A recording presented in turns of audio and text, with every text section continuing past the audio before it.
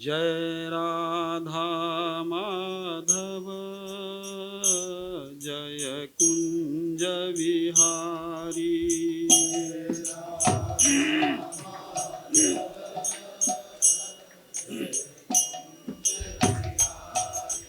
जय राधा माधव जय कुंज विहारी।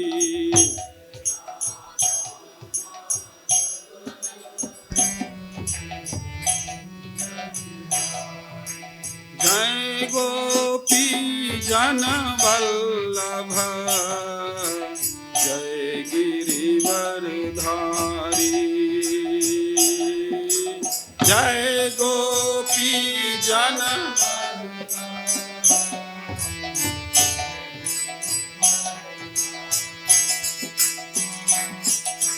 जय गोपी जन वल्लभ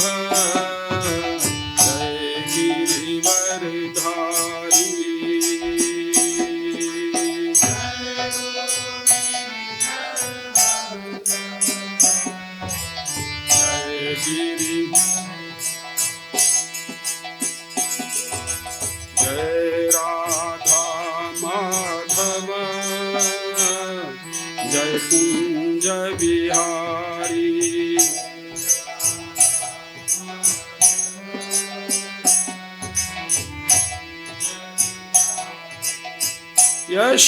यशोदानंदन ब्रज जन रंजन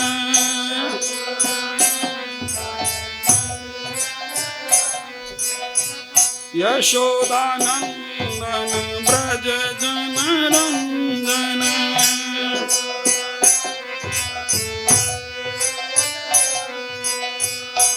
यमुना तीरा बनचारी।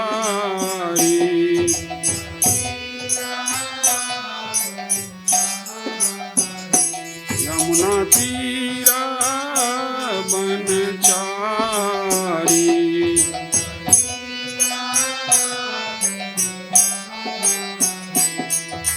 जय राधा माधव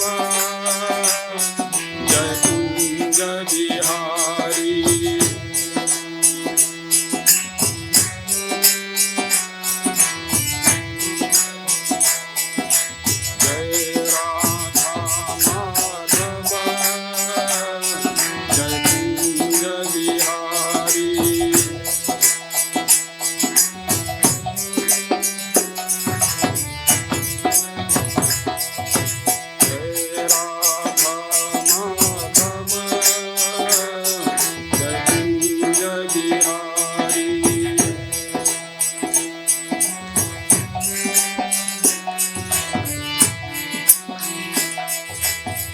मुरली मनोहर करुणा सागर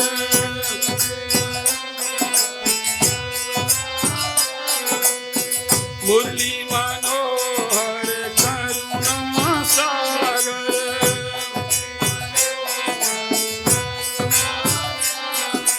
जय गोवर्धन धारी जय कुंज विहारी।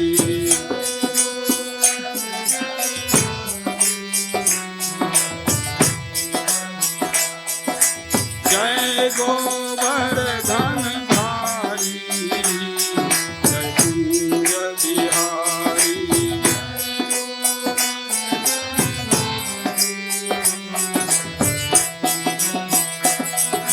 जय राधा माधव जय कुंज विहारी।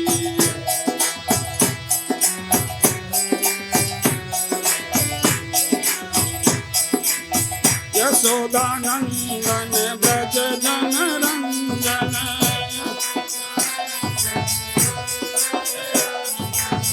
यशोदानंदन ब्रज जन रंजन।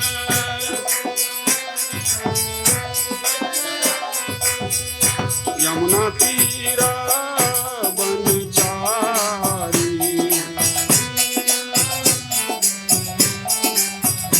यमुना तीरा बनचारी।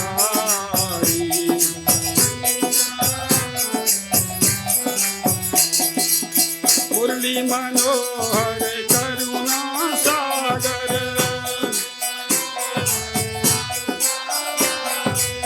मुरली मनोहर करुणा सागर जय गोवर्धन धारी जय जय बिहारी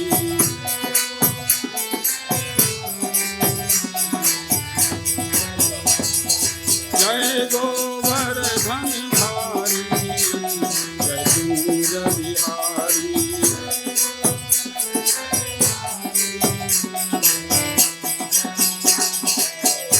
हरे कृष्णा हरे कृष्णा हरे हरे राम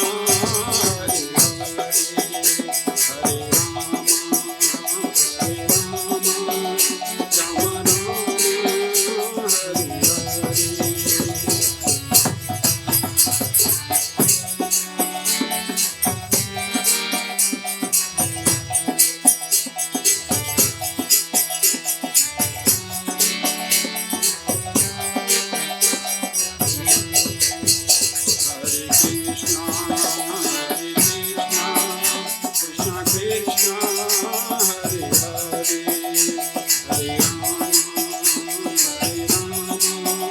राम राम हरे हरे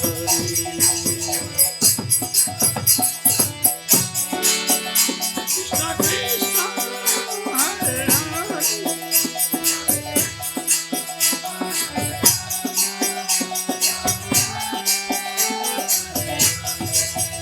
जय राधा श्याम सुंदर राधा श्याम सुंदर राधे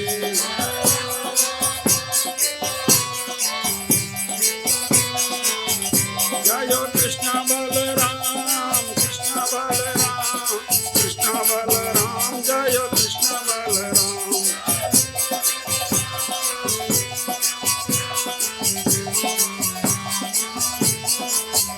जय राधे श्याम ललिता की शाखा जय राधे श्याम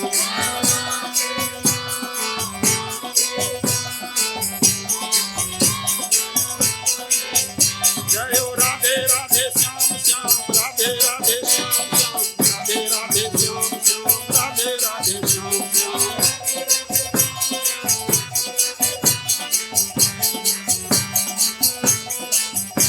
जय राधे राधे श्याम श्याम राधे राधे श्याम श्याम राधे राधे श्याम श्याम राधे राधे श्याम श्याम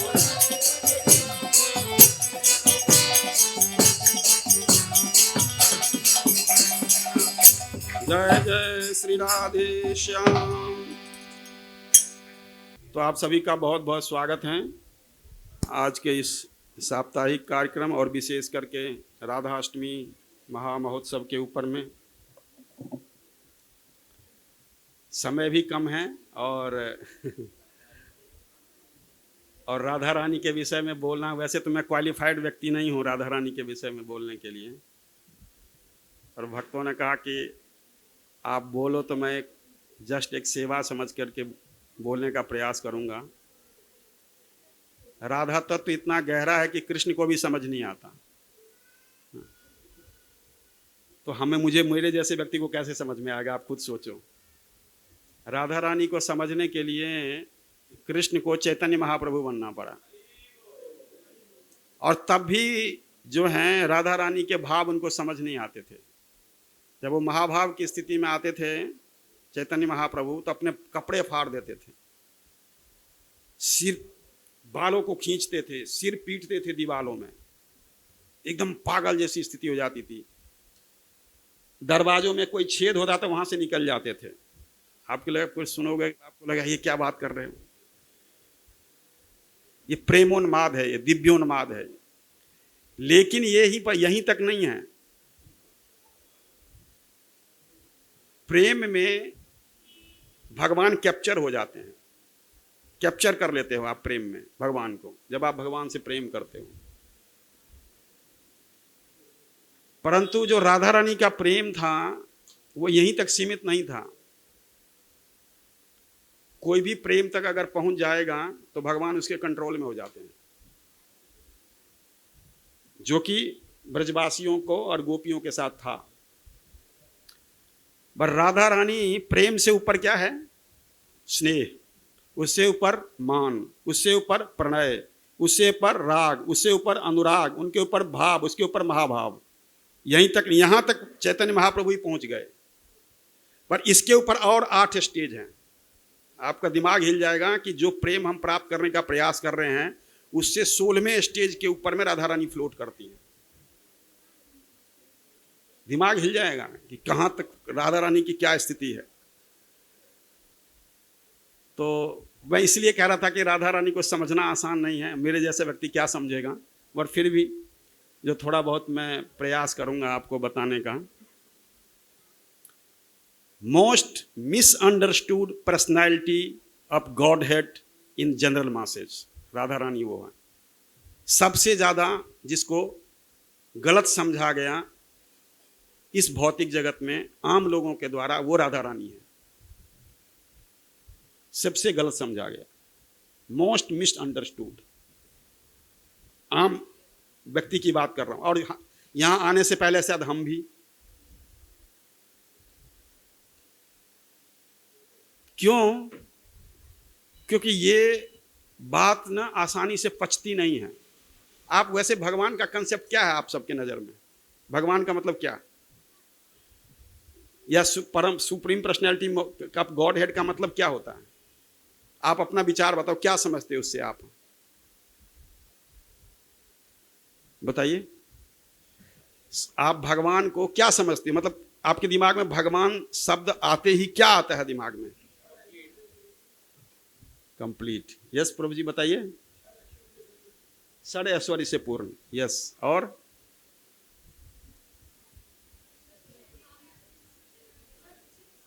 सच्चित आनंद। कोई शक्ति है ना? ज्यादातर तो लोगों को यही लगता है कोई शक्ति है, और परमात्मा है, बहुत बड़ा ईश्वर है, बहुत बड़ा कंट्रोलर है, जगत का नाथ होगा। और भारतवर्ष में मोस्टली जो लोग हैं वो भगवान के निराकार स्वरूप को मानते हैं। निराकार स्वरूप का मतलब, और उनको ये बात बता दो तो उनको मिर्ची लग जाती है। निराकार स्वरूप का क्या मतलब है? जिसका कोई आकार नहीं है, तो सुनता कैसे, बोलता कैसे है, चलता कैसे है? निराकार का यही स्वरूप है ना।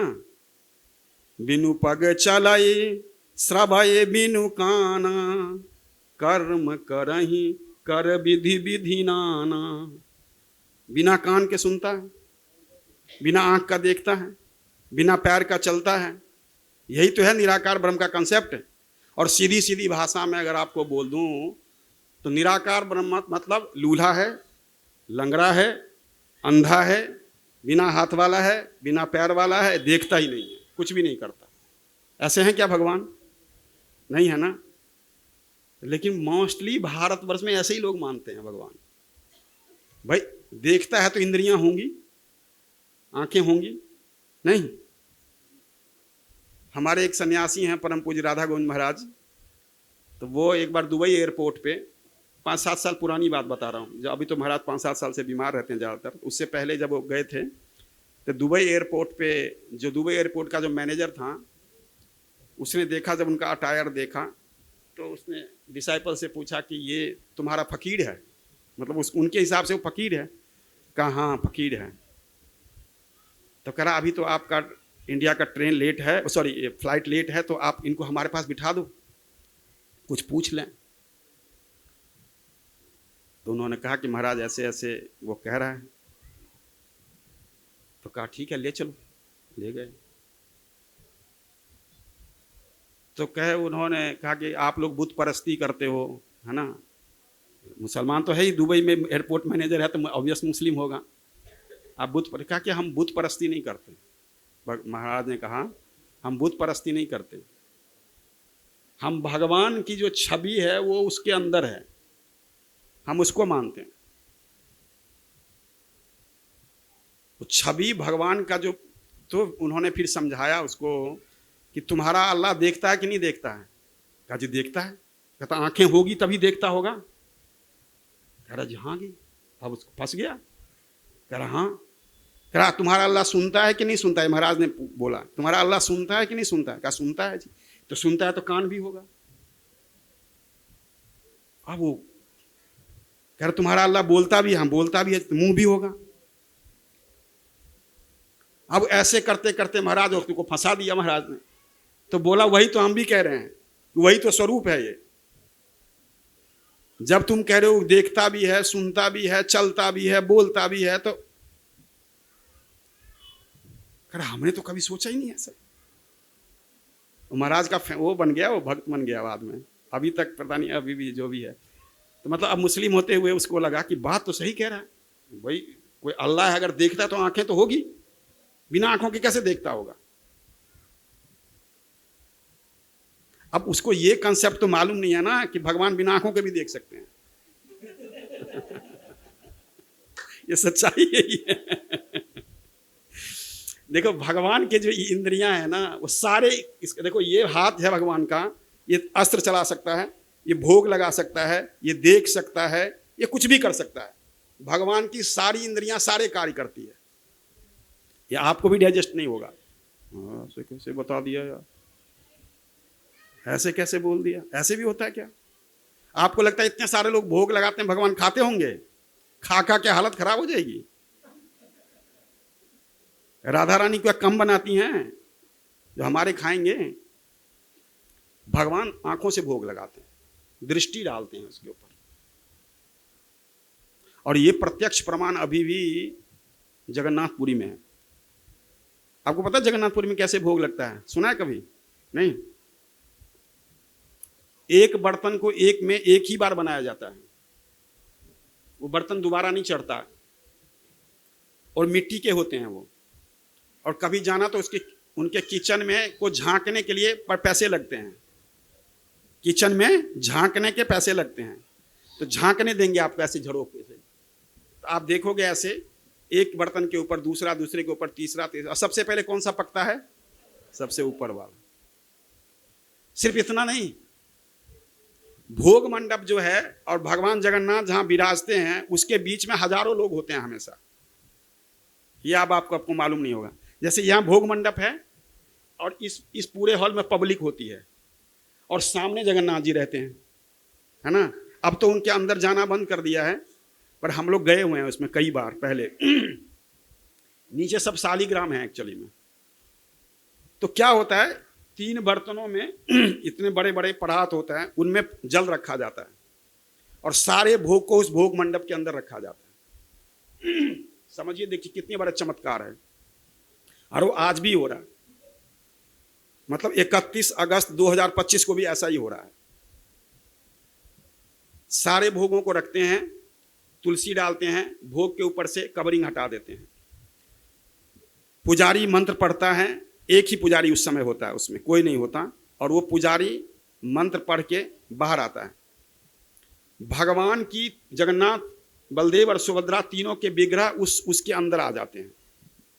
वो जो जल है उसके अंदर उनके विग्रह दिखाई पड़ते हैं, छवि दिखाई पड़ती है, मतलब भोग मंडप के अंदर। जबकि भोग मंडप में हजारों लोग खड़े हैं, गैप है इतना बड़ा। भगवान की जो है वो छाया दिखती है तीनों के अंदर, और लिटरली दिखती है। जिस दिन नहीं दिखेगी, मान लीजिए ऐसा कभी होता है साल 2 साल में, सारा भोग फेंक दिया जाता है। क्या समझे आप? सारा भोग फेंक दिया जाता है। इसका मतलब भगवान ने भोग ग्रहण नहीं किया। आप सोचो कितनी बड़ी बात है, कितना बड़ा रहस्य है अभी आज के समय में भी। तो कलयुग के भगवान जगन्नाथ हैं। तो एक्चुअल में जिसने जगन्नाथ जी का दर्शन नहीं किया उसका उद्धार नहीं होगा। इसलिए जिन्होंने भी नहीं किया जरूर जाइए जगन्नाथपुरी। एनीवे, तो जो मैं आपको बता रहा था कि ये जो कंसेप्ट है निराकारवाद का, तो हम मानते हैं कि भगवान जगन्नाथ हैं, परमात्मा है, कोई बहुत बहुत पावरफुल व्यक्ति है, ऐसा है वैसा है। ये मानना बड़ा मुश्किल है कि भगवान कोई व्यक्ति है। नहीं, परम सत्य एक व्यक्ति है, ये मानना बड़ा, absolute truth is a person, ये मानना बड़ा कठिन है। बहुत मुश्किल होता है कि एक व्यक्ति सब कुछ है। और उससे भी बड़ी बात, कोई आपको ये बता दे, ये भी मान जाओगे शायद आप कि चलो परम सत्य एक व्यक्ति है, परम सत्य एक ग्वाला है, कैसे डाइजेस्ट होगा? परम सत्य एक ग्वाला है, 16 साल का लड़का है। कितने साल का? 16 साल का। 16 साल का एक लड़का एब्सोल्यूट ट्रूथ है, सब कुछ उसी से निकलता है। आप बताओ, आपको कि क्या बकवास कर रहे हो भाई? ये भक्तों को भी डाइजेस्ट नहीं होता। अब भक्तों की तो बात छोड़ दो, भक्तों को भी डाइजेस्ट नहीं, ब्रह्मा जी को भी समझ में नहीं आया क्या हो गया भाई। और ये तो चलो यहां तक मान भी लोगे, एब्सोल्यूट ट्रूथ एक लड़का है, डिवोटी मान लेंगे, ग्वाला है, भगवान है। और ये कैसे मानोगे उसकी गर्लफ्रेंड भी है? वो डाइजेस्ट ही नहीं होगा, गर्लफ्रेंड भी, ये कैसे हो सकता है? ये कैसा भगवान है? 16 साल के लड़के की 15 साल की गर्लफ्रेंड है, और मुश्किल, बहुत मुश्किल है मानना। और यही सत्य है, परंतु सत्य यही है, परम सत्य यही है।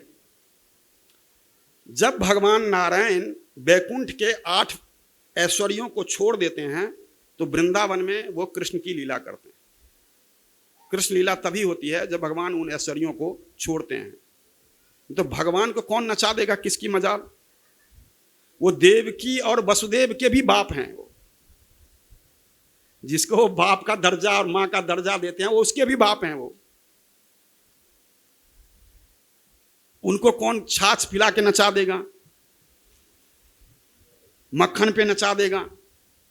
कर सकता है? किसी की है हिम्मत? लेकिन वो करते हैं ऐसा, इसीलिए लोग भ्रमित हो जाते हैं। ऐसा क्यों करते हैं भगवान? तो ये कंसेप्ट वेदों में आया है, एको हम बहुत श्यामा। आपको इंजॉयमेंट कब मिलती है ज्यादा? जब ज्यादा लोग होते हैं। नहीं, अकेला इंजॉय करोगे क्या? और घर में 10 लोग आ गए, 5 लोग आ गए, ये दीदी, ये चाची, ये फलानी, ये ताई, ये वो फलाना, वो बड़ा मजा आता है। यहां आप इकट्ठे हो गए, आनंद आएगा। बहुत सारे लोग हैं तो भगवान ने भी यही सोचा, यार अकेले में क्या मजा है, थोड़ा बढ़ा दो और मजे लेते हैं। तो उन्होंने सृष्टि क्रिएट कर दी। वो केवल इच्छा करते हैं, करते क्रिएट नहीं करते, कुछ करते नहीं हैं, केवल क्या करते हैं? इच्छा। भ्रुकुटी विलास प्रलय लय होई। भ्रुकुटी के हिलाने से मात्र पूरा संसार में प्रलय आ जाएगा, और भ्रुकुटी के टेढ़े करने से ये पूरा संसार हरा भरा दिखाई देने लगेगा। वो प्रभु हैं। वो पावर देखो, 16 साल का लड़का, एब्सोल्यूट ट्रूथ, ग्वाला, कुछ करता भी नहीं, पढ़ा लिखा भी नहीं, अजीब व्यक्ति है। अब कैसे मान ले भगवान? इसीलिए भगवान कृष्ण की भक्ति को समझ पाना साधारण बस की बात नहीं है, बहुत मुश्किल है। तो और उनको जो समझ जाती है, उनको जो आकर्षित करे, सारे संसार को कौन आकर्षित करता है? भगवान। एक प्रभु जी बता रहे थे ना, 6 ऐश्वर्य वाले। मोहल्ले में कोई बहुत अमीर व्यक्ति हो, आपके ही मोहल्ले में, अब उसी से कल्पना करो वैसे, तो उसकी तरफ हम अट्रैक्ट होते हैं कि नहीं? अरे बड़ा अमीर व्यक्ति है, थोड़ा दोस्ती रखो, कोई जरूरत पड़ जाए हैं? और वो सबसे अमीर है, सबसे अमीर है कि नहीं है? एब्सोल्यूट ट्रुथ, सबसे अमीर है। तो उनके प्रति जो आकर्षण है ना, अत्यधिक आकर्षण है। और उनको इसीलिए भगवान जो कृष्ण को मदन मोहन कहा जाता है। मदन किसका नाम है? कामदेव का। पूरे संसार में प्रत्येक व्यक्ति कामदेव के बाणों से घायल है, एक भी बचता नहीं। बड़े बड़े नहीं बचे। शिवजी बचे तो क्रोध आ गया, नहीं, शिवजी ने बचाने का प्रयास किया तो क्रोध आ गया। तो आप कह सकते हो कि नारद जी तो बच गए। सुना है ना प्रसंग? नहीं सुना है? तो नारद जी बचे कहां? बचे? नहीं बचे। जब देखा कामदेव ने कि ये व्यक्ति तो फंसा ही नहीं, कुछ हुआ ही नहीं, तो उसने अंतिम तीर चलाया। कामदेव के पास ऐसे ऐसे तीर है, उन्होंने अंतिम तीर चला दिया। सब फंसते हैं उसमें, डिवोटी क्या, नॉन डिवोटी क्या, है ना। उन्होंने अंतिम तीर क्या बोला? अरे धन्य है नारद जी, धन्य है, धन्य है, आप जैसा तो भक्त हमने देखा नहीं संसार में। आपने काम मुझे जीत लिया और आपको क्रोध भी नहीं आया। धन्य है प्रभु, धन्य है। ये उसका अंतिम तीर था।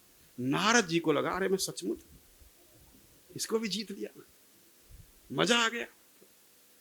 प्रभु जी आप बहुत बढ़िया गाते हैं। अच्छा, ऊपर से कहा नहीं नहीं माने आपकी कृपा है, अंदर से तो गुदगुदी होती है और बड़ी, क्या मतलब मामला ठीक है भैया। प्रभु जी आप बहुत बढ़िया प्रवचन रहे हैं, बहुत बढ़िया। अरे नहीं माता जी, बड़ी विनम्रता दिखाते हैं ऐसे, पर रियल में अंदर में बड़ी खुशी गुदगुदी होती है। बात तो ठीक ही कह रहा ना, अच्छा लग रहा। ये लोकेशन ऐसा था कि नारद जी फंस गए, तो नारद जी सीधे कहां चले गए? ब्रह्मा जी के पास। ब्रह्मा जी के पास बोल जाकर के कहा पितामह, सॉरी पिताजी हैं उनके, कहा पिताजी ऐसे ऐसे हुआ। तो ब्रह्मा जी ने कहा चुप चुप चुप, किसी और को मत बताना, मुझे बता दिया तो बता दिया, अब किसी और को मत बताना। अब नारद जी को लगा ये क्या बात हुई, मैंने इतना बड़ा कार्य किया, कामदेव को जीत लिया, कह रहे किसी को मत बताना। घूमते घुमाते चले गए कैलाश, प्रणाम किया। उनके बड़े भाई हैं। आपको पता भाई साहब क्या हुआ? क्या हुआ? मैंने ऐसे कामदेव को आपने भी हरा दिया था, लेकिन आपको क्रोध तो आ ही गया था, मेरे को क्रोध भी नहीं आया। अब तो शिव जी ने कहा बहुत बड़ा अनर्थ है नारद, चुप हो जा, किसी को बोलना मत, अपने प्रभु को तो बिल्कुल मत बोलना। जो बोल दिया सो बोल दिया। यार उनको लगा क्यों ना बोलूं, इतना बड़ा काम किया मैंने, ये लोग मेरे से द्वेष करते हैं क्या? पहुंच गए।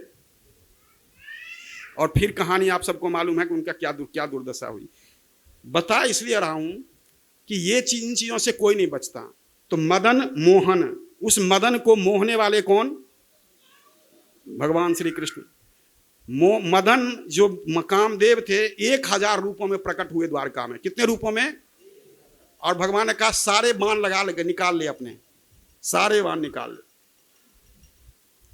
और भगवान तो वो योगी राज है ना। तो ऐसे मदन मोहन को मोहने वाली कौन है? राधा। तो राधा रानी का एक नाम क्या है? मदन मोहन मोहिनी। मदन मोहन कृष्ण है और मदन मोहन को मोहने वाली राधा रानी। तो श्री राधा रानी वो पावर हैं कि कृष्ण भी जो है उनके आगे नतमस्तक हो जाते हैं। और राधा रानी को समझने का मतलब है प्रेम को समझना पड़ेगा। राधा रानी मीन्स प्रेम, और रियल जो अवस्था है वो प्रेम की होती है। राधा रानी सही रूप में प्रेमावतार है भगवान के। देखिए अब इस थोड़ा मैं फिलॉसफी बताता हूं आपको, अगर आप समझ पाओ तो ठीक है, नहीं तो हरि बोल कर लेना, अगली बार देखेंगे। भगवान की अनंत शक्तियां हैं, अनगिनत शक्तियां हैं। उस सारी शक्तियों को क्या हुआ? सारी शक्तियों को 3 भागों में डिवाइड कर दिया। सारी शक्तियां 3 भागों में डिवाइड हो गई। भगवान की जो स्वरूप शक्ति है, स्वरूप मतलब भगवान का जो व्यक्तित्व है, इसको मैं इसलिए आपको बहुत सिंप्लीफाइड वे में समझा रहा हूं। जैसे मान लीजिए मेरे अंदर ये शक्ति है, मैं इस माइक को गिरा सकता हूं, इतनी ही शक्ति है मेरे अंदर, गिरा दिया। तो भगवान के अंदर जो शक्ति है उसने एक मूर्तिमान रूप ले लिया, एक एम्बॉडीमेंट हो गया, शरीर के रूप में आ गया। उसको बोलते हैं भगवान की स्वरूप शक्ति, जो भगवान के स्वरूप में होती है। ये भगवान के इस स्वरूप शक्ति को मूल प्रकृति भी कहते हैं। इस स्वरूप शक्ति जो है वो उसने अपना विस्तार 3 भागों में किया। कितने भागों में? 3 भागों में। इस स्वरूप शक्ति को योग माया शक्ति भी कहते हैं। मूल प्रकृति भी इन्हीं का नाम है, योग माया भी इन्हीं का नाम है, स्वरूप शक्ति भी इन्हीं का नाम है। ये अलग अलग शास्त्रों में इसके अलग अलग नाम दिए हुए हैं, पर वस्तु एक ही है। अब देखिए क्या हुआ, ध्यान से सुने तो ये समझ में नहीं आएगा। स्वरूप शक्ति ने जब 3 विभाग किया तो 3 हो गई, पहली हो गई अंतरंगा शक्ति, दूसरी हो गई बहिरंगा शक्ति और तीसरी हो गई तटस्था शक्ति। तो तटस्था शक्ति कौन है? हम लोग जीव, ठीक। और बहिरंगा शक्ति कौन है? दुर्गा देवी, जिसकी पूजा करते हो आप, वो दुर्गा देवी माया शक्ति है। वही इस पूरे सृष्टि को उत्पन्न करती है, संचालित करती है और विनाश करती है। आप समझ गए? पूरी भौतिक सृष्टि का संचालन, मेंटेनेंस और विनाश तीनों भगवान की एक्सटर्नल एनर्जी अर्थात दुर्गा देवी के पास है। और फिर ये जो भौतिक प्रकृति है, इसने अपना विभाग फिर 3 भागों में किया। मैं उधर नहीं जाऊंगा, पर ज्यादा डिटेल हो जाएगा। अब ये जो बहिरंगा अंतरंगा शक्ति है, उन्होंने क्या किया, अपना अंतरंगा शक्ति के फिर 3 विभाग हुए। स्वरूप शक्ति के 3 विभाग, अंतरंगा, बहिरंगा और तटस्था। अंतरंगा शक्ति के फिर 3 विभाग है ना, कौन कौन से? संदिनी, संबित और आह्लादनी। याद रहेगा? कोई बात नहीं, पानी डालो, अभी सुन लो बस। संदिनी, संबित और आह्लादनी। संदिनी शक्ति वो शक्ति है भगवान की जिससे भगवान एग्जिस्ट करते हैं, अर्थात भगवान का अस्तित्व केवल संदिनी शक्ति की वजह से। आप कहोगे संदिनी शक्ति क्या करती है? संदिनी शक्ति भगवान जहां बैठते हैं वो जगह बन जाती है। जो कुछ भी करेंगे, बलराम जी से लेकर के वसुदेव कृष्ण से लेकर के यशोदा नंदन से लेकर के जितने भी सब कुछ हैं, वो संदिनी शक्ति की वजह से ये लोग प्रकट होते हैं। संदिनी शक्ति भगवान को एग्जिस्ट, भगवान के लिए छत्र बनेगी, भगवान के लिए चामर बनेगी, भगवान के खड़ाऊ बनेंगे, भगवान का बेड बनेगा, भगवान का सोफा बनेगा, भगवान का कुछ और बनेगा। ये सब संदिनी शक्ति का एक्सपेंशन है। संदिनी शक्ति, तो इसका क्या मतलब हुआ कि संदिनी शक्ति भगवान के एग्जिस्टेंस का एक कारण है। और दूसरी शक्ति कौन सी है? संबित। संबित शक्ति क्या करती है? संबित शक्ति का मतलब होता है चित्त शक्ति। चित्त शक्ति का मतलब होता है ज्ञान शक्ति। समझ रहे हो? संबित शक्ति मीन्स ज्ञान शक्ति। भगवान सर्वज्ञ हैं वो इसी संबित शक्ति की वजह से। भगवान सब कुछ जानते हैं, सबके बारे में जानते हैं, वो किसकी वजह से? संबित शक्ति की वजह से। और भगवान दूसरों को मौका देते हैं कि वो उनको जान ले, वो किसके माध्यम से? संबित शक्ति के माध्यम। तो ये संबित शक्ति का कार्य है। अब तीसरे कौन बची? आह्लादनी शक्ति। ये आह्लादनी शक्ति जो है, ये आह्लादनी शक्ति भगवान को हमेशा आनंद में रखती है। भगवान हमेशा प्रसन्न रहते हैं, मुस्कुराते रहते हैं। उसका कारण क्या है? आह्लादनी शक्ति। भगवान के अंदर जो प्रेम है वो आह्लादनी शक्ति की वजह से। समस्त जीवों के प्रति जो करुणा है उनके हृदय में, जो प्रेम है उनके हृदय में, जो प्रसन्नता है, वो सब क्या है? आह्लादनी शक्ति की वजह से। तो आह्लादनी शक्ति एम्बॉडीमेंट रूप में, अगर वो मूर्तिमान रूप होती है तो राधा रानी बन जाती है। आप समझ गए? आह्लादनी शक्ति अगर मूर्तिमान रूप बनेगी तो राधा रानी बन जाएगी। संबित शक्ति जब मूर्तिमान रूप होता, संदिनी शक्ति जब मूर्तिमान रूप होता है कई बार, तो वो बलराम बन जाते हैं। ये लीला के लिए। तो कहने का मतलब ये है कि जो संदिनी शक्ति है, इसी को शुद्ध सत्व कहा जाता है। सुना है कभी शुद्ध सत्व में जाना है? हमें सुना होगा कभी लेक्चर में। शुद्ध सत्व का मतलब होता है, यही होता है संदिनी शक्ति। क्योंकि भगवान जो हैं इसी में रहते हैं, शुद्ध सत्व में, अर्थात इसी संदिनी शक्ति की वजह से रहते हैं। लेकिन भगवान हमेशा प्रत्येक जगह पर जो प्रसन्न रहते हैं और अपने भक्तों का पोषण करते हैं, वो आह्लादनी शक्ति की वजह से। अर्थात जो राधा रानी की वजह से जो है, ये राधा कृष्ण अलग अलग नहीं है। राधा कृष्ण एक ही व्यक्ति हैं, एक ही सब कुछ हैं। लीला करने के लिए उन्होंने दो रूप ले लिया, लेकिन यह रूप परमानेंट हो गया, क्योंकि आध्यात्मिक जगत में जब आप कोई रूप धरते हो तो वो रूप मर्ज नहीं होता, फिर वो रूप हमेशा के लिए एटर्नल हो जाता है। तो राधा कृष्ण जो हैं वो लीला करने के लिए एक ही व्यक्ति थे, वो दो रूपों में परिणत हो गए। और वही इसीलिए सुप्रीम पर्सनल राधा रानी भी supreme personality of God head है, और कृष्ण भी supreme personality of God head है। तो ये कम करके नहीं देखना चाहिए कि राधा रानी कम है कृष्ण ज्यादा हैं, या कृष्ण कम है राधा रानी ज्यादा हैं। ये भाव ठीक नहीं है।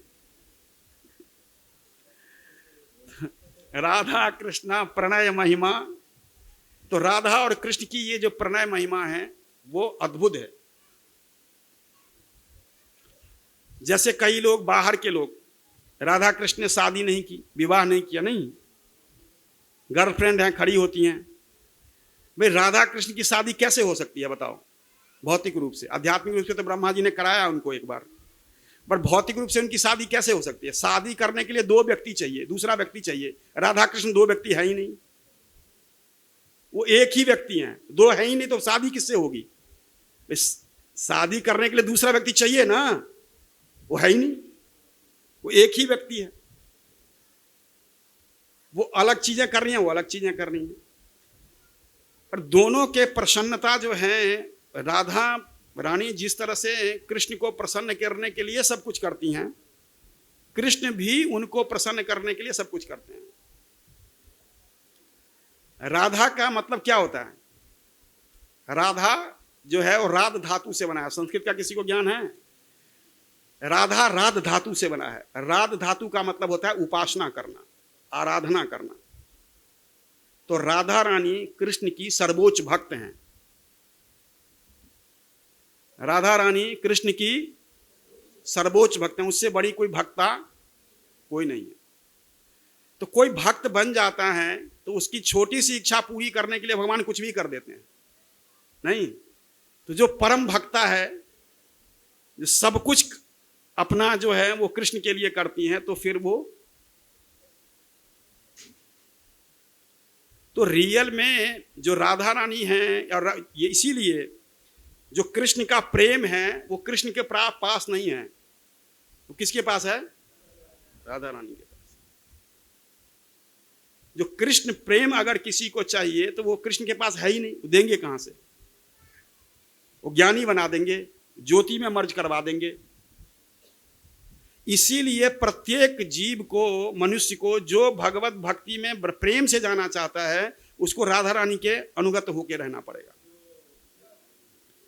कृष्णा से तोमार कृष्णादित्य पार, तोमार शक्ति आचे। कृष्ण तो आपके हैं और ये उनको देने की शक्ति आपके अंदर है। कृष्ण को देने की शक्ति राधा रानी के अंदर है, कोई और उनको कहीं नहीं दे सकता। कृष्ण, राधा रानी ही दे सकती है। तो राधा रानी कृष्ण राधा रानी की प्रॉपर्टी है, आप समझ लीजिए ऐसे साधारण भाषा में। वो जिसको देना चाहेंगी वो देंगी। वहां भी प्रतिस्पर्धा है आध्यात्मिक जगत में भी। जो चंद्रावली जी का ग्रुप है और जो राधा रानी का ग्रुप है, ये दोनों बहनें हैं, आपको मालूम है। चंद्रावली चंद्रभानु गोप की बेटी है और राधा रानी वृषभानु गोप की बेटी है। और वृषभानु और चंद्रभानु ये 5 भाई थे और इनके पिता का नाम था महाभानु। अब इसमें बहुत, उनका जन्म की बात करो तो जन्म के बारे में 3 लीलाएं आती हैं। राधा रानी कैसे प्रकट होगी, तो आध्यात्मिक जगत में कैसे प्रकट हुई वो अलग लीला है, भौतिक जगत में कैसे प्रकट हुई वो अलग लीला है। तो राधा, मैं सब जस्ट में जिस्ट बता रहा हूं, क्योंकि अगर एक भी लीला शुरू करी तो पूरा टाइम निकल जाएगा। तो मैं आपको थोड़ा थोड़ा जिस्ट बता रहा हूं कि आप इसको, असाधारण है, मतलब राधा कृष्ण का ये प्रेम असाधारण है, ये सब कुछ को समझना। इसीलिए अच्छा क्या है कि हम उनके अनुगत होकर के राधा रानी को समझने के लिए राधा रानी को प्रेयर करिए, तो समझ में आएंगी। राधा रानी अपने आप को समझा देंगी ना। जब कोई अमीर व्यक्ति चाहे आपको समझाने के लिए तो सब कुछ बता देगा आपको? नहीं भाई, मेरी वहाँ फैक्ट्री है, वहाँ घर है, वहाँ कोठी है, वहाँ फार्म हाउस है, वहाँ सब कुछ है। लेकिन अगर वैसे अब जानने का प्रयास करोगे तो नहीं जान पाओगे। क्या पता कितनी कंपनियां हैं। आपने अंबानी की एक कंपनी के बारे में नाम सुना है? रिलायंस या जियो, हजारों कंपनियां हैं उनके पास। ये भौतिक जगत सच्चाई बता रहा हूं। आपके नाम पर, उनके नाम पर, उनकी सारी का मालिक कौन है? आपको बीच में हेड बना दिया है झूठ मूठ का। ऐसे ही करते हैं, हाँ, टैक्स बचाने के लिए। तो भगवान, आप सोचो कि भगवान जो हैं इस आध्यात्मिक जगत में प्रत्येक अपने भक्तों का पोषण करने के लिए ये सारी जिम्मेवारी किसको दी है? राधा रानी। अगर राधा रानी कह दें कि ये भक्त बहुत अच्छा भक्त है, ये मेरे से भी अच्छा है, आप इसको स्वीकार कर लो, कृष्ण अस्वीकार नहीं कर सकते, उनकी हिम्मत नहीं है, चाहे आप 3rd क्लास के भक्त हो। क्योंकि मां के अंदर जो है बहुत बहुत करुणा होती है ना। मखेश्वरी क्रियेश्वरी स्वधेश्वरी सुरेश्वरी त्रिवेद भारतीश्वरी प्रमाण शासनेश्वरी रमेश्वरी क्षमेश्वरी प्रमोद काननेश्वरी ब्रजेश्वरी ब्रजाधिपे श्री राधिके नमोस्तुते। अब तो जितनी लक्ष्मियां हैं सब उनका एक्सपेंशन है। भगवान कृष्ण की तीन तरह के लेडी लव हैं, 3 तरह के प्यार है भगवान के। भगवान के पास लक्ष्मियां हैं, भगवान के पास रानियां हैं, भगवान के पास गोपियां हैं। कृष्ण के पास, आप समझ गए? तो लक्ष्मियां उन्हीं की एक्सपेंशन है, रानियां उन्हीं की एक्सपेंशन है, और गोपियां भी उन्हीं की एक्सपेंशन है।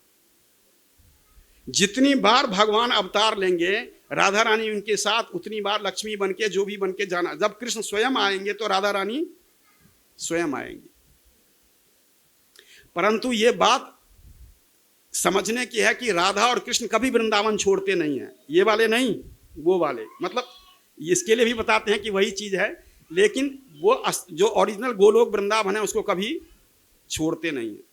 वृंदावनम परित्यज्य पाद एकम न गच्छति। वृंदावन को छोड़ करके वो कहीं नहीं जाते। दोनों अपनों को एक्सपैंड करते हैं और भौतिक जगत में लीला करते हैं।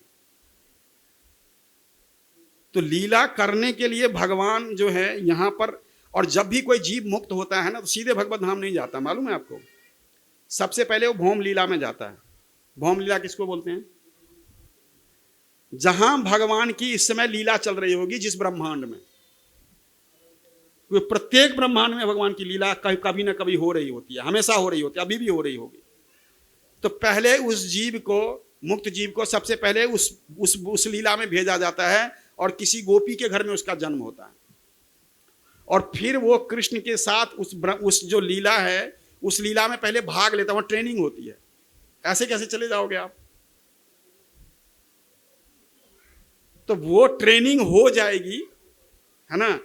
जब वो भौम लीला में ट्रेनिंग हो जाती है, फिर वहां से वो सीधे गोलोक वृंदावन में एंटर करती है। लेकिन अगर प्रेम की जरा सी भी आपके प्रेम के अलावा कोई इच्छा है तो मोस्टली भक्त जो हैं वैकुंठा में जाते हैं। वैकुंठ में चाहे आप राम राम करते रहो, हरे कृष्णा महामंत्र पढ़ते रहो, राधा राधा भी करते रहोगे, लेकिन प्रेम नहीं है तो आप कहां तक पहुंच पाओगे? वैकुंठ तक। हालांकि वैकुंठ जाना भी कोई साधारण बात नहीं है ना। कई बार हम लोग इतना छोटा बता देते हैं, इसलिए यूं रहा, है ना। हाँ, हम तो यहाँ एक रोहतक जैसे घर में एक कोठी नहीं खरीद सकते, हमारी तो इतनी औकात है। हम समझते वैकुंठ ये रहा, पकड़ लिया हमने। और ज्यादातर इस्कॉन में भक्तों को गलतफहमी हो जाती है, हम तो देवता से ऊपर हो गए, अब हमारी क्या, है ना। बस हो गया, बस पकड़ लिया हमने भगवान को। यूं 16 माला पूरी हुई है ना, और यूं भगवत धाम का रास्ता यूं खुल गया, पीछे से दरवाजा, आ जाओ आ जाओ प्रभु। इतना आसान नहीं है, इतने चीप नहीं है भगवान। भौतिक मन से, भौतिक क्रिया से अगर आप भगवान का जप करोगे ना तो ये पुण्य बन जाता है, ये आध्यात्मिक कार्य नहीं करता। आप समझ रहे हो? नहीं समझ में? भौतिक व्यक्ति, ये बहुत गंभीर बात बता रहा हूं मैं, भौतिकवादी व्यक्ति, भौतिक मन वाला व्यक्ति, भौतिक इंद्रियां वाला व्यक्ति अगर नाम जप भी कर रहा है तो वो नाम जप केवल केवल केवल पुण्य बनकर रह जाएगा। वो आध्यात्मिक फल बहुत कम दे पाता है। जब तक हम शुद्ध नहीं होंगे ना, हम जब शुद्ध हो जाएंगे तब जब आप नाम जप करोगे तो वो सीधे आपको भगवत लोक की तरफ लेके चला जाएगा। लेकिन जब तक हमारे अंदर भोगने की प्रवृत्ति है, और रियल में राधा रानी का मतलब क्या है, राधा प्रेम का मतलब क्या है? क्या है राधा प्रेम का मतलब, बताइए? राधा प्रेम का मतलब है, ध्यान से सुनिए, राधा प्रेम का मतलब है स्व सुख की वासना का त्याग कर देना। राधा प्रेम का मतलब है, क्या होता है स्व सुख? अपने खुशी के लिए कुछ भी नहीं करना, सब किसके लिए करना? हम तो कभी कभी भगवान के लिए कुछ कर देते हैं, सारी चीज हम प्रवचन भी देते हैं अपनी खुशी के लिए, हम गाते भी हैं अपनी खुशी के लिए। कितने लोग ताली बजा रहे हैं भाई, कितने लोग डांस कर रहे हैं, भाव आ जाता है। फिर कुछ भी स्व सुख की वासना का प्रेम ही राधा रानी का प्रेम है। इसका मूल आधार त्याग है। आप समझिए, त्याग के ऊपर में ये प्रेम टिकता है। प्रेम की भी 3 अवस्थाएं हैं, पूर्व राग, मिलन और विरह। इसमें सबसे इंपॉर्टेंट क्या है? विरह। विरह जो है वो प्रेम की उच्चतम अवस्था है। क्यों? प्रेमी निरंतर याद आता है, प्रेमी कभी उसके दिमाग से जाता ही नहीं। वो लड़का हो या लड़की हो, उसके दिमाग से जाती नहीं है। तो ये प्रेम की, ये विरह की अवस्था होती है जिसमें प्रेमी दिमाग से निकलता ही नहीं है। और पूर्व राग में क्या होता है? किसी लड़की से मिलने जाना है या किसी लड़के से मिलने जाना है तो क्या लड्डू फूट रहे होते हैं, इतने बजे बुलाया है, इतने बजे मिलना है ना, कॉफी हाउस में ना, ओह। तो वो जो एक्साइटमेंट होती है उसको पूर्व राग बोलते हैं, मिलने की उत्कंठा। तो कई बार कृष्ण ऐसे ही जाते हैं उत्कंठा से, चलो राधा रानी से मिलते हैं। ललिता विशाखा, यहां कहां? स्वामी जी के पास टाइम नहीं है, चलो। तो फिर उनको प्यार पकड़ते हैं, अरे यार एक बार बात करवा दो, मिलवा दो। आप ऐसी ऐसी बात बताऊंगा, आप हिल जाओगे। वो कौन है? सुप्रीम पर्सनैलिटी ऑफ गॉड है। क्या कर रहे हैं? एक बार जयदेव गोस्वामी ने ये बात लिख दी, एक्चुअली में लिखा नहीं जा रहा था उनसे, परेशान हो गए, क्या लिखूं क्या लिखूं, क्योंकि उनके भाव के हिसाब से क्या आ रहा था कि कृष्ण ने राधा रानी का चरण जो है वो अपने लैप पर रखा और उसमें वो किया, वृद्ध में इसको सिर पे रख लिया। अब वो करे, ये कैसे हो सकता है? ये supreme personality of God head कैसे रखी? बाहरी ज्ञान उनको जवाब दे रहा था, नहीं नहीं ठीक नहीं है ये, और आंतरिक भाव कह रहा था लिख। बाहरी चीज ज्ञान कह रहा था ना, ऐसे कैसे लिख देगा, supreme personality of God head है। तो फिर क्या हुआ? जयदेव गोस्वामी जो है स्नान करने चले, क्योंकि बात दिमाग हिल रहा था, क्या करूं क्या करूं। तो अपनी पत्नी से बोला, भाई प्रसाद बनाओ, मैं ना स्नान करके आता हूं। और 5 मिनट के बाद जयदेव गोस्वामी वापस आ गए। आकर के फिर बैठे और लिख दिया, देहि पद पल्लवम उदारम, यही लाइन लिखना था, लिख दिया। देहि पद पल्लवम उदारम, मतलब आप अपना ये जो चरण हैं आप अपने मेरे सिर के ऊपर रख दीजिए। अब ये बात लिख करके बोला, अब प्रसाद बन गया? हाँ जी बन गया, लाओ खिलाओ। चले गए। फिर कह रहे मैं अभी आ रहा हूं। अब आए दूसरे जयदेव गोस्वामी, ओरिजिनल वाले जो गए थे नहाने। देखा तो मेरी पत्नी प्रसाद पा रही है।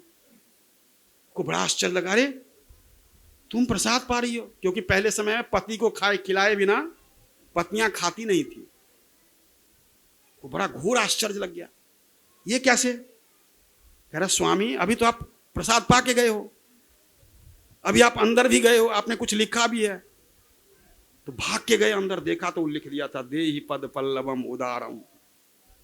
अरे फिर रोना शुरू कर दिया, अरे वो खुद कृष्ण थे, ये क्या हो गया मेरे को। तो कहने का मतलब ये है कि भगवान की ऐसी लीलाएं हैं राधा रानी के साथ कि बहुत ही उच्चतम अवस्था में वो साधारण। इसीलिए भक्ति सिद्धांत सरस्वती ठाकुर कहते थे कि इसकी पब्लिक में चर्चा नहीं करनी चाहिए, क्योंकि वो उसको समझ नहीं पाएगा इस चीज को। परीक्षित जैसे व्यक्ति को शक हो गया, यार कैसे भगवान है यार। परीक्षित भागवत के ऐसे श्रोता, सुखदेव गोस्वामी जैसा वक्ता, शक हो गया। संस्थापनाय धर्मस्य प्रशमाये तरस्य च अवतीर्णो हि भगवान अंशेन जगदीश्वरः। अरे भगवान ने तो धर्म की स्थापना के लिए अवतार लिया। भगवान ने तो धर्म की स्थापना के लिए अवतार लिया। स कथम धर्म सेतूनां कर्ता वक्ताभिरक्षिता प्रतीपमाचरद ब्रह्मन् परदाराभिमर्शनम। सुखदेव गोस्वामी को कह रहे हैं कि हे ब्राह्मण, ये कैसे पॉसिबल है? भगवान को किसी दूसरा व्यक्ति कैसे आनंदित कर सकता है? वो तो स्वयं आनंद में रहते हैं, उनको आनंद की क्या आवश्यकता, बाह्य आनंद की क्या आवश्यकता? तो उन्होंने ऐसे गलत आचरण क्यों किए? दूसरे स्त्रियों को क्यों छुआ? ये किसके प्रश्न है?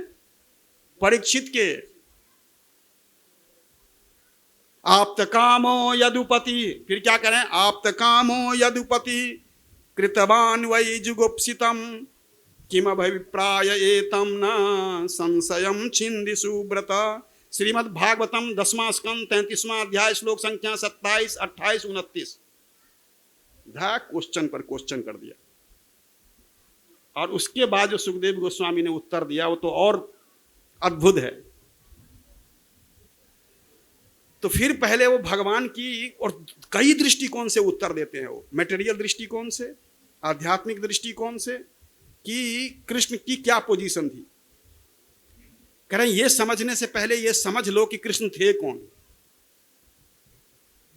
मैं तुम्हें इसका उत्तर दूं, पहले से पहले समझो कि कृष्ण थे कौन। तो आप कृष्ण को समझने से पहले राधा रानी को समझिए, या राधा रानी को समझने से पहले कृष्ण को समझिए। इनका अन्योन्याश्रय संबंध है। राधा रानी को समझने का मतलब है राधा प्रेम को समझना, और राधा प्रेम को समझने का मतलब है त्याग करना, स्व सुख की इच्छा का हमेशा के लिए त्याग कर देना। इसके ऊपर राधा रानी का प्रेम टिका हुआ है। उनके अपने सुख की वांछा कभी नहीं है। हमेशा क्या भाव है? कृष्ण की प्रसन्नता। और राधा रानी और चंद्रावली जी में डिफरेंट क्या है? राधा रानी का भाव है कृष्ण मेरे हैं, और किसी के तो कोई किसी को कृष्ण चाहिए तो वो मेरे उसमें रहे। और चंद्रावली का भाव क्या है? मैं कृष्ण की हूं। चंद्रावली जी का भाव क्या है? मैं कृष्ण की हूं। और राधा रानी का भाव क्या है? कृष्ण मेरे हैं भाई। किसी को कृष्ण चाहिए तो फिर, क्योंकि मेरी संपत्ति है कृष्ण। ये राधा रानी और चंद्रावली के भावों में डिफरेंट है। इसीलिए भगवान ये दोनों भाव का पोषण करते हैं। और भगवान की जो 8 सखियां हैं उसमें 4 राधा रानी ग्रुप की हैं और 4 चंद्रावली ग्रुप की हैं। राधा रानी की सखियों की बात नहीं कर रहा हूं, ये कृष्ण की सखियों की बात कर रहा हूं। कृष्ण की 8 सखियां अलग हैं, कृष्ण की लेडी फ्रेंड। राधा रानी की लेडी फ्रेंड अलग है, ललिता, विशाखा, चंपकलता, चित्रा, तुंग विद्या, आप ये सब अलग, इसकी बात नहीं कर रहा हूं मैं बात कर रहा हूं कृष्ण की 8 गोपियों की, और उसमें 4 इधर से हैं और 4, क्योंकि भगवान दोनों भावों का पोषण करते हैं। और ये कंपटीशन आध्यात्मिक जगत में चलता रहता है।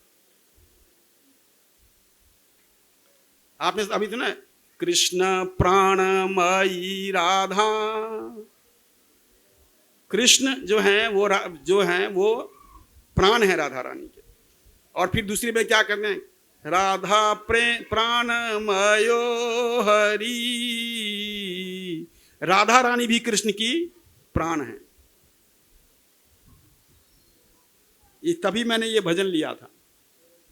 और कृष्ण प्रेममयी राधा मतलब, और कृष्ण प्रेम, राधा रानी कृष्ण के लिए, और राधा का प्रेम कृष्ण के लिए, और कृष्ण का प्रेम राधा के लिए। ये अद्भुत है। तो प्रमुख रूप से जो राधा रानी का जो भाव है वो स्व सुख की वासना का त्याग है। और उसमें वो स्व सुख की वासना को त्याग मिलेगा कैसे, वो प्रेम मिलेगा कैसे, तो हृदय को खाली करना पड़ेगा। किससे?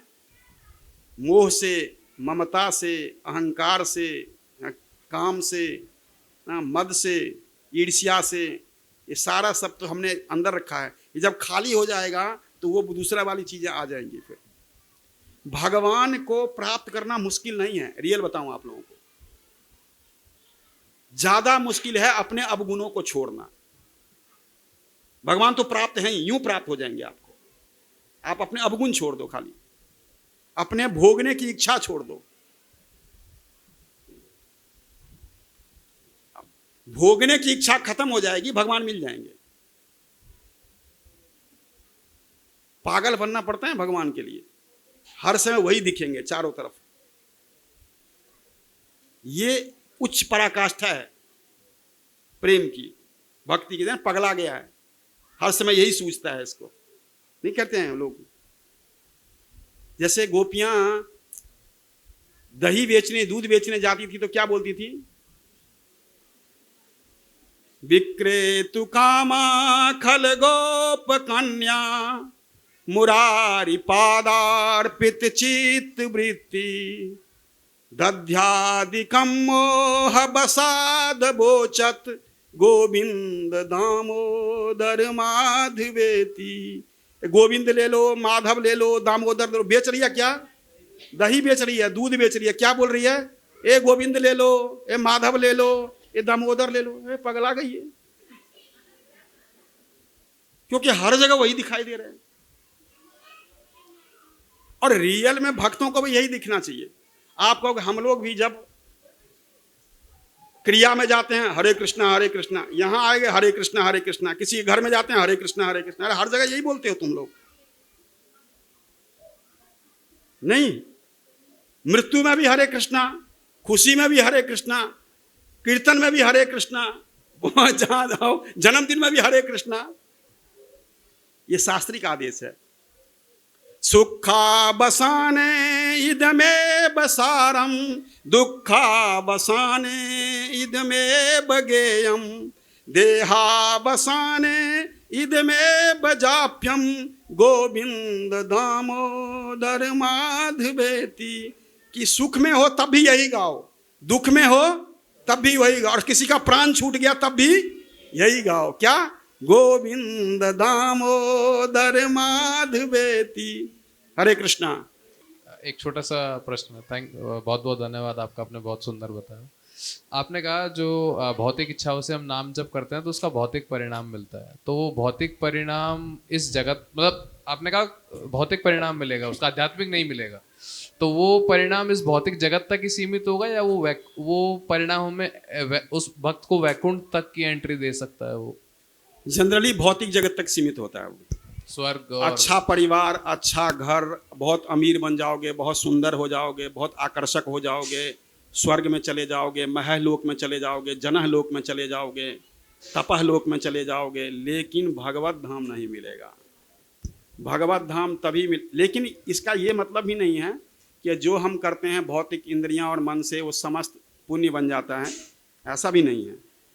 कई कई ऐसे क्षण आते हैं जब आप बहुत अच्छे ढंग से उसको करते हो और आपका बहुत भाव भी बहुत अच्छा होता है, तो ये सब स्पिरिचुअल काउंटिंग होती है। ये फिर आपके उस चीज़ में इसको, और ऐसा भी नहीं है कि ये पूरी तरह से खाली मटेरियल फल ही देता है, इसकी स्पिरिचुअल काउंटिंग भी है। ऐसा नहीं है कि इसकी स्पिरिचुअल काउंटिंग नहीं है, ऐसा कहना तो गलत है, लेकिन मोस्टली मटेरियल काउंटिंग होती है।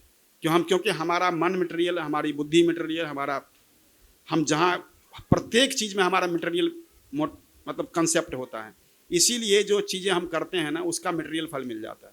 नहीं तो आप देखो 40-40, 20-20, 30-30 साल से लोग जब कर रहे होते हैं, अभी भी वही आदतें हैं, छूटता नहीं है, गालियाँ वैसे ही देते हैं, वैसे ही लोगों से लड़ाई करते हैं। क्यों? क्योंकि परिवर्तन नहीं आ रहा। ये रियल बता रहा हूँ आपको, क्यों नहीं आ रहा परिवर्तन? क्योंकि सही चीज़ में हो नहीं रही है चेतना में। जब सही चेतना में होगी, शुद्धता से होगी, तो पता नहीं, कलयुग में अगर कोई 10 साल ढंग से सेवा कर ले, पूजा कर ले, 12 साल ठीक से नाम जप कर ले, तो बहुत ऊंचा चला जाएगा। बहुत बड़ी बात होती है 12 साल तक कलयुग में।